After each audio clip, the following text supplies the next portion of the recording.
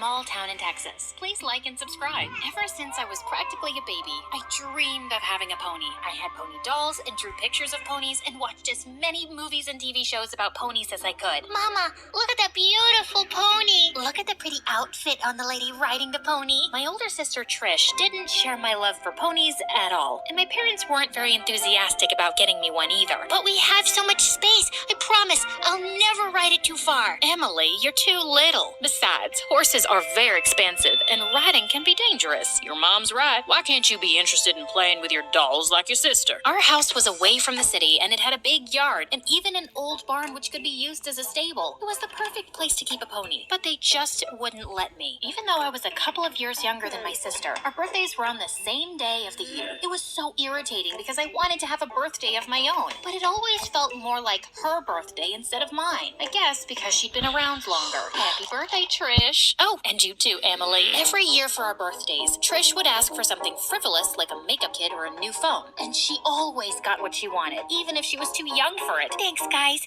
My iPhone's amazing. Let's all pose so we can take a selfie. Wow, look at all those great photo filters it has. But I only ever wished for one thing, a pony. You gave me a makeup kit? This is what Trish wanted. I asked for a pony. My 8th birthday and Trish's 10th should have been the best day of my life, but my parents found a way to make sure it wasn't. Oh my goodness, it's a pony. You finally got me a pony. Oh, thank you, thank you. Now, hold on there. This horse is for both of you girls. Trish will take riding lessons first, and then you can have your turn when you're older, Emily. You want me to ride that big, scary, dirty animal? But horse riding's great, honey. It may seem awful to you now, but trust me, you'll love it once you get the hang of it. I don't have a problem with the horse. I love him already. Just tell me, when's my turn? While Trish takes riding lessons, you need to care for the horse so you learn how to be responsible, because you're so little. So, maybe in a year or two. In a year or two? That's so unfair. Trish didn't even want a horse, and she gets to start riding right away? I felt like Cinderella, cleaning up and preparing the feed for the horses for more than a year, while my sister rode around like a snooty little princess. Trish actually got pretty good at it, and after her first year of riding, she started entering into competitions, and I still hadn't gotten my turn. I was so tired of this, so one night, I decided to take things into my own hands. I snuck out late and saddled the horse, then climbed onto it. Giddy up, let's go! Yay! But no sooner had I made one lap around the yard that Trish ran out in front of us. What are you doing, Emily? You have no training, you'll hurt yourself.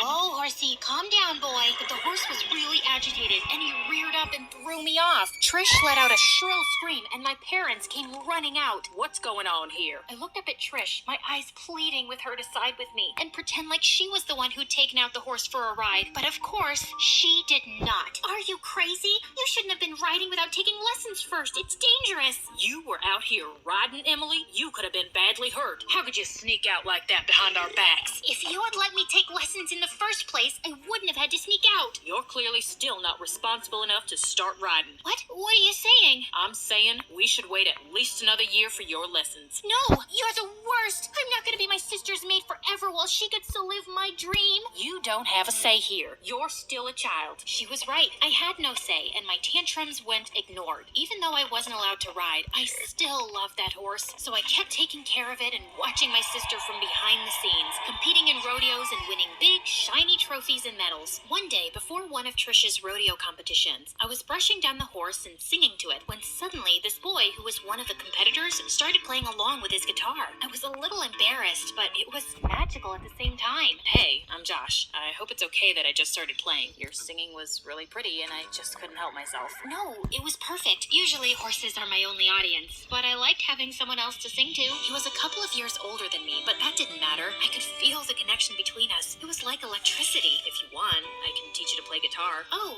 that would be wonderful, but I couldn't ask you to do that. I'm sure you're very busy. You didn't ask. I offered. Besides, you tend to meet the same people a lot on the rodeo circuit, and I'd like to look forward to meeting you in each new city. Spending time with Josh and learning to play guitar was so much fun. I almost didn't even mind my parents ignoring me or being my sister's servant anymore. Well, I did, but not as much. When I was 15, we went to a huge rodeo in Nashville. I'd never seen such big, beautiful stages and sparkly costumes in my life. relief. But it all turned out to be a bit overwhelming for Trisha's horse. While she was doing a rehearsed routine during the opening ceremony, the bright lights flashed right in her horse's eyes and blinded it, and the loud voices over the stadium speakers frightened it even more. It started to panic and act up. Watching from the sidelines, I suddenly had an idea. I grabbed a mic and rushed out onto the arena. Emily, get back! It's too dangerous! What are you doing, Emily? You'll spook the horse more and get Trish hurt. I started singing a country song I'd written myself, and the whole audience went silent with breathless anticipation. The horse almost immediately started calming down at my voice, as if he was entranced by it. And when the song ended, the audience erupted into cheers and applause. I was requested to sing another song,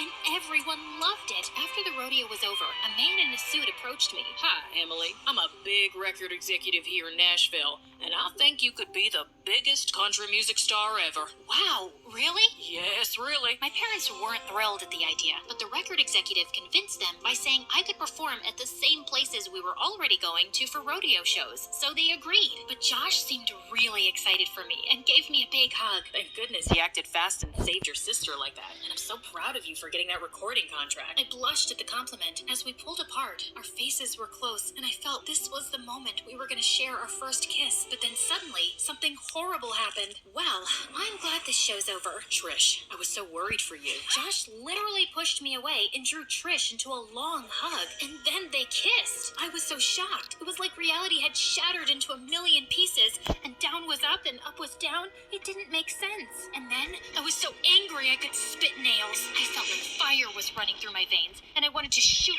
lasers out of my eyes. Get away from him, witch. What? How could you steal my boyfriend, Trish? Right in front of my face? Your what? Emily, when did I ever say I was your boyfriend? You implied it. I mean, I think you did. There's clearly a connection between us. There's clearly been some confusion, but I don't want to get in the middle of sisters. I don't think I can be around either of you. I'm sorry. Josh, wait. I hope you can both work things out. Goodbye. As Josh left, I turned furiously to Trish. Haven't you stolen enough from me already? Did you have to take him too? She just gaped at me like a fish, like I was the one who'd done something wrong. I cried all that night, and I refused to talk to Trish for months. Fortunately, singing and writing songs kept me so busy that I didn't have time to keep dwelling on how Trish had betrayed me, and I poured most of my anger and hurt into my lyrics. I recorded my first album, and when it was released, it debuted at the top of the charts. I was famous overnight. My face was all over billboards, and people were always stopping me in public to get my autograph. I even started a vlog on social media, and